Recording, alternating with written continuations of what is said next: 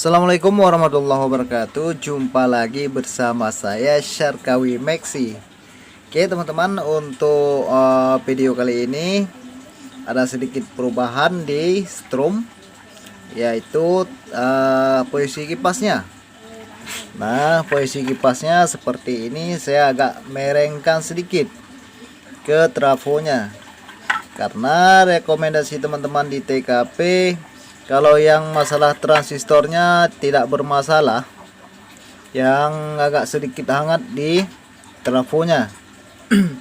Jadi untuk menjaga-jaga supaya trafonya lebih aman, ya saya pasangkan kipasnya, kemudian saya merengkan ke trafonya nih.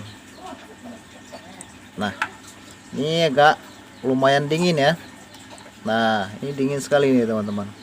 Jadi ini aman, trafonya aman. Oke, ini untuk berapa hari ini saya tidak upload video dikarenakan saya sangat sibuk untuk pesanan teman-teman yang ada di seluruh Indonesia. Dan yang ini yang saya rakit tadi jam 11. Alhamdulillah ini sudah jam 4 sore udah selesai. Oke, dan yang ini barusan kita rakit juga, ini belum selesai dan saya sangat sibuk. Jadi saya minta maaf apabila teman-teman nanya di komen ataupun di WA, jadi tidak sempat membalas langsung. Saya minta maaf kepada teman-teman. Yang pastinya saya akan membalas pertanyaan teman-teman jikalau saya ada waktu. Oke teman-teman.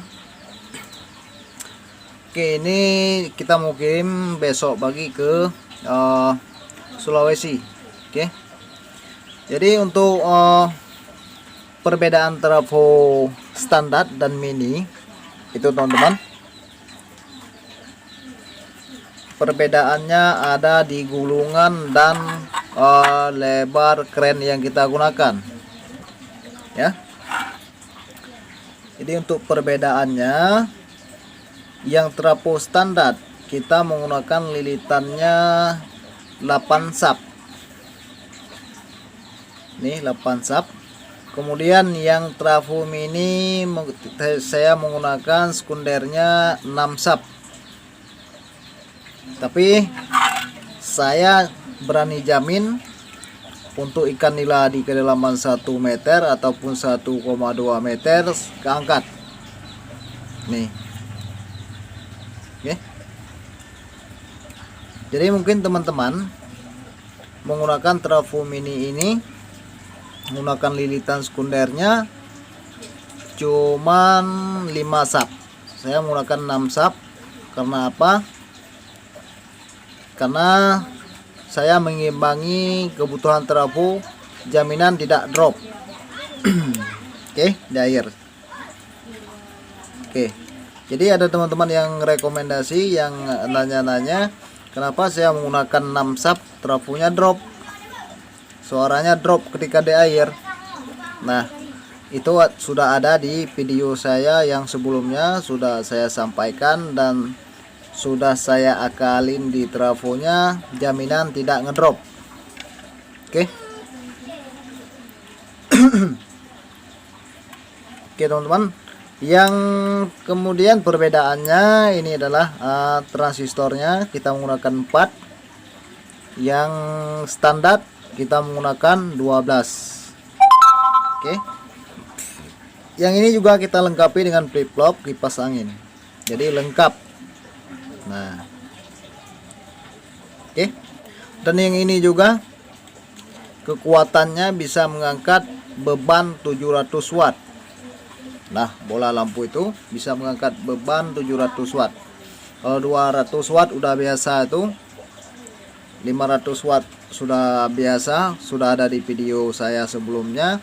Untuk trafo mini mengangkat beban 500 watt udah biasa ya.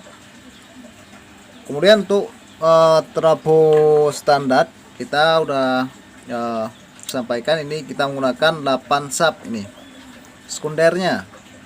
Untuk lilitan feedback dan primer seperti biasa. Oke. Kita tes pada beban 200 watt. Oke, coba lihat. Nah, cukup mantul. Flip-flopnya bisa di setel sesuai keinginan teman-teman. Nah, ini agak sedikit saya perkecil suaranya ya. Jadi banyak teman-teman suaranya sangat besar. Jadi disuruh kecilin sedikit. Oke. Sekarang kita tes pada bola 500 watt. Jadi kalau kita jumper, kalau kita seri nantinya 200 watt sama yang 500 watt, itu yang 500 watt ini enggak nyala, malahan ini yang nyala karena ini lebih besar wattnya. Oke. Langsung saja kita tes ke 500 watt.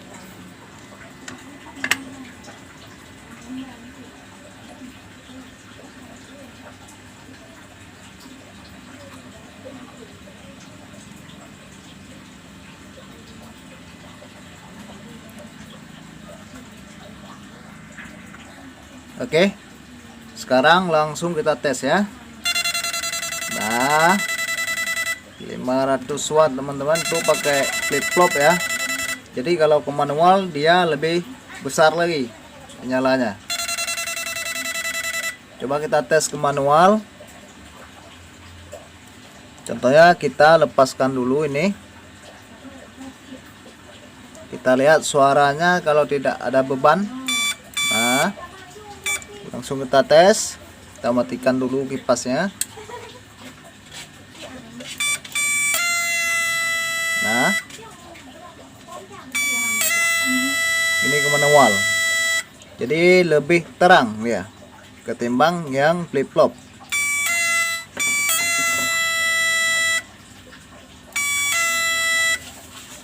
Jadi coba kita tes yang manual ke bola 200 watt. Oke.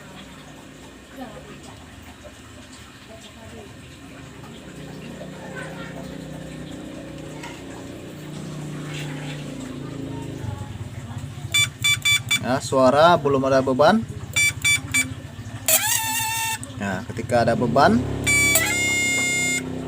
coba lihat terangnya teman-teman.